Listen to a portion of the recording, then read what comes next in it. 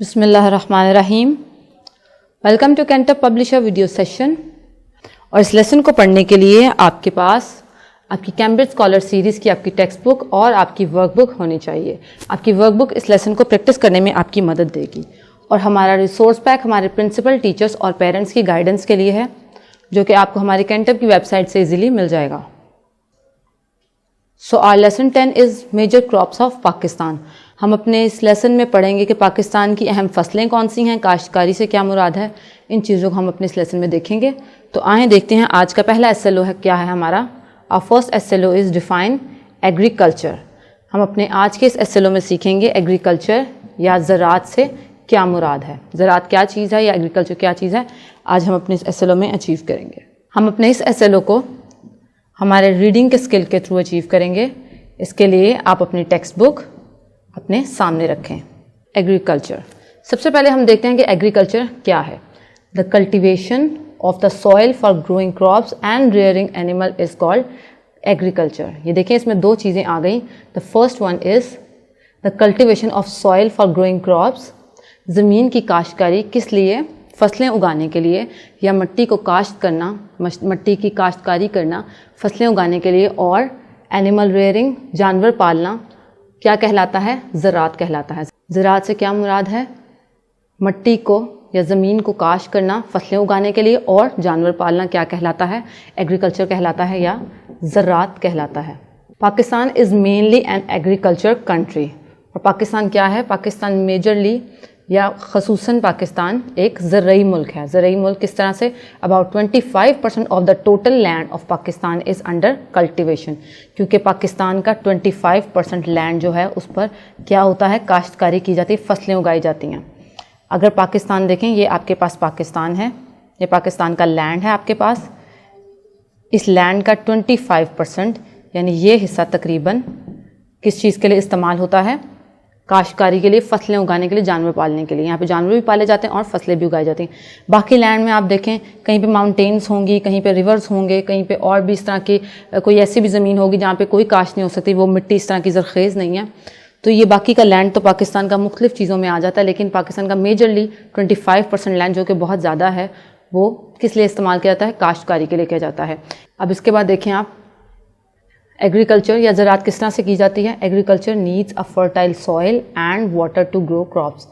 आपको फसलें उगाने के लिए या एग्रीकल्चर करने के लिए, ज़राअत के लिए किन चीज़ों की ज़रूरत होती है, फर्टाइल सॉइल। फर्टाइल सॉइल कौन सी होती है, ज़रखेज़ ज़मीन, ऐसी मिट्टी, ऐसी ज़मीन जहाँ पर बीज अगर डाला जाए तो उस पर फसल बन जाए। और दूसरी चीज़ किस चीज़ की ज़रूरत होती है, पानी की।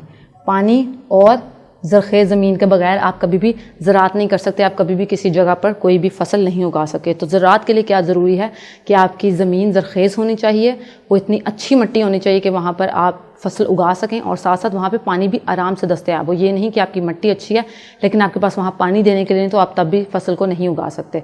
सो fertile soil and water, they both are the major things for agriculture. So बच्चों, आपने देखा कि एग्रीकल्चर क्या है। एग्रीकल्चर फसलें उगाना और जानवर पालना।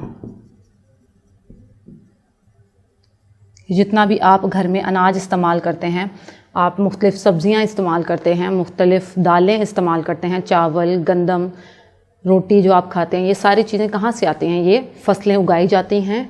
गंदम की फसल, जिस तरह से अगर आप रोटी को देखें तो गंदम की फसल उगाई जाएगी, फिर उसके बाद वो फसल जब पक के तैयार होगी तो आपको गंदम मिलेगी। पहले आप वीट क्रॉप लगाएंगे, फिर उसके बाद जब वो पक जाएगी तो उसके बाद आपके पास वीट आएगी, फिर आप उसे प्रोसेस करेंगे। प्रोसेस किस तरह से करेंगे, आप पहले भी अपने पिछले लेक्चर्स में, पिछली टर्म में पढ़ चुके हैं कि आप उसको किस तरह से प्रोसेस करेंगे कि वो एक फैक्ट्री में जाएगी और वहाँ पर पिसाई होगी, उसकी गंदम को पीसा जाएगा और फिर वो किस शक्ल में आपके पास आ जाएगी, आटे की सूरत में आपके पास आ जाएगी।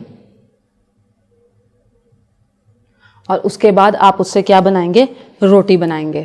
तो इसी तरह से हर तरह से मुख्तलिफ़ फसलें उगाई जाती हैं और मुख्तलिफ़ फसलों से हम लोग मुख्तलिफ़ किस्म की ग़ज़ाएँ हासिल करते हैं। और ना सिर्फ ग़ज़ाएँ बल्कि कपड़े के लिए भी फसलें काश्त की जाती हैं, जिस तरह से कॉटन क्रॉप आप देख लें। तो चले आएँ, आपको एग्रीकल्चर देखने के बाद हम इसी से रिलेटेड होमवर्क देखते हैं। आपका पहला होमवर्क आपकी टेक्स्ट बुक से है। Which is question number A of your text book. इसके फर्स्ट 3 ब्लैंक्स देखें, फिल इन द ब्लैंक्स। इसमें आपको वर्ड बैंक भी दिया है जिसकी मदद से आप ये पहली 3 ब्लैंक्स को फिल करें, बाकी ब्लैंक्स को हम अपने नेक्स्ट जब अपने SLOs को अचीव करेंगे उसके साथ साथ कंप्लीट करेंगे। First is fertile, cash, agricultural 25% and winter. ये वर्ड्स हैं आपके पास। अब आप सेंटेंसेस देखें। Pakistan is mainly and dash country. Pakistan mainly कौन सी कंट्री है, यहाँ से आप वर्ड इनमें से वर्ड आइडेंटिफाई करें और इस ब्लैंक में लिखे स्टेटमेंट को कंप्लीट करें। Second one is about dash of the land in Pakistan is fertile for growing crops. Pakistan का कितने फीसद लैंड या कितना लैंड फसलें उगाने के लिए बेहतरीन है, ज़रखेज़ है। And then agriculture needs a dash soil and water to grow crops. ज़राअत के लिए क्या चीज़ की ज़रूरत है, किस तरह की मिट्टी की और पानी की ज़रूरत है, यहाँ पे आप फिल करके बताएं। Then see the next homework from your text book again. The question number D is answer the given questions. आपको यहाँ पे 2 क्वेश्चंस दिए हैं, आप इनको कंप्लीट करें अपनी नोटबुक पे, इनके आंसर्स लिखें।